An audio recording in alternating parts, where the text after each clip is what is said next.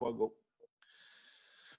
Alors, bonjour tout le monde. Bienvenue à la séance extraordinaire du 23 novembre 2020, 18h30. Comme à l'habitude, c'est une séance à huis clos.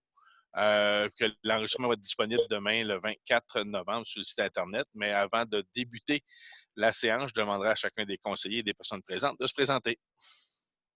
Bonsoir, Richard Desbiens, conseiller numéro 1. Bonsoir, Pierre Gagnon, conseiller numéro 2.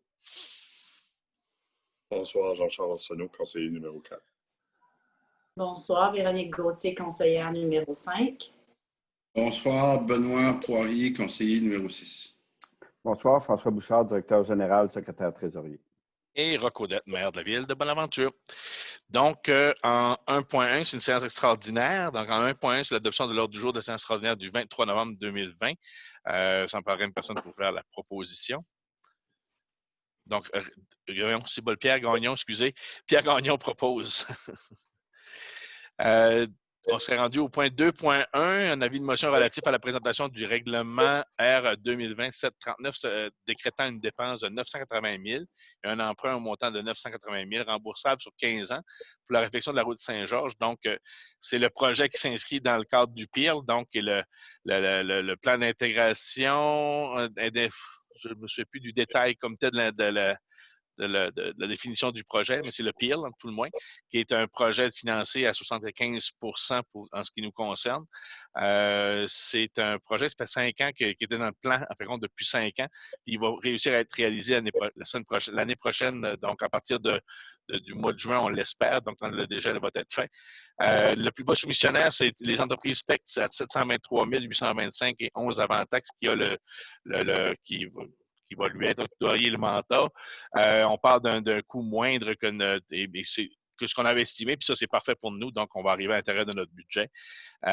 Donc, ça comprend bien évidemment le coût de construction, ça prend aussi le règlement d'emprunt, la réalisation des plans et devis, l'étude géotechnique, ainsi que tous les frais afférents et les taxations nécessaires au projet. Donc, ça serait de donner avis de motion pour l'adoption du règlement décrétant la dépense de 980 000.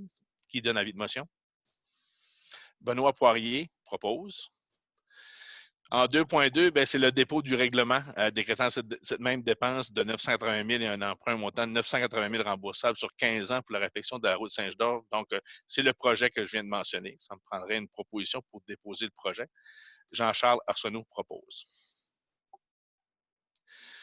Il nous reste 3 autres points pour la séance extraordinaire. Donc, dans loisirs, culture et vie communautaire et tourisme, 3.1, entente de développement culturel 2021-2023, adoption du plan d'action triennal.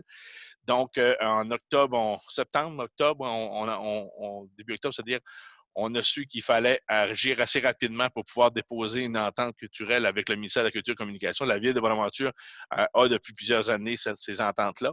Le dépôt doit se faire le 27 novembre 2020. Ce qui est proposé comme projet, ce qui a été proposé, oui, est un montant sur 3 ans de 126 500 de projets au niveau de la culture à Bonaventure. Et la part de la ville est à 50 600 $, donc à 40 du coût. Donc, avant ça, on avait ça à 50 là, on a la chance de l'avoir à 40 donc, c'est confirmer l'engagement de la Ville pour l'entente triennale du montant de 50 600 et autoriser le maire, la direction générale, à signer les documents. Donc, ça en prendrait une proposition.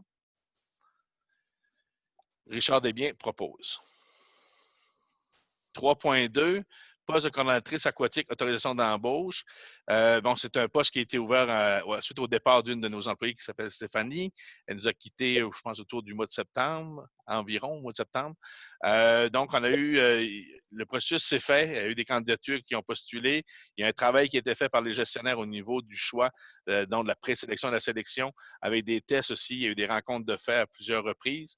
Et on nous fait une recommandation, donc l'équipe nous fait une recommandation d'embaucher Mme Patricia Lauzé à titre de coordonnatrice aquatique. Donc, ça me paraît une proposition. Véronique Gauthier propose. Dernier point à l'ordre du jour.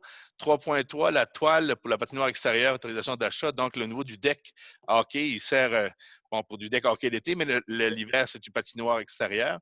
La configuration fait en sorte que l'eau doit s'évacuer assez facilement. Donc, en période de gel, dégel, ça crée une problématique au niveau de la glace extérieure et aussi la surface étant foncée, le soleil frappe fort dessus. Donc, il faut attendre d'avoir de la neige pour pouvoir faire une glace. Fait qu'on l'équipe avait un mandat de trouver des solutions. Puis la solution qu'ils nous proposent, c'est d'acheter une toile à pleine largeur dans un seul morceau. C'est au coût de 3 300 $. Donc, c'est d'autoriser l'achat de la toile pris à même les opérations régulières. Je prendrai une proposition. Richard Desbiens propose. Donc, considérant qu'il n'y a pas de questions, donc les gens qui veulent poser des questions pourront le faire comme à l'habitude, par courriel, par la poste ou en appelant tout simplement à l'hôtel de ville. Ça nous fera plaisir de répondre à leurs questions concernant les différents projets qui ont été proposés. Ça me prendrait une proposition pour lever la séance extraordinaire du 23 novembre 2020. Véronique Gauthier propose. Donc, merci beaucoup. Bonsoir tout le monde.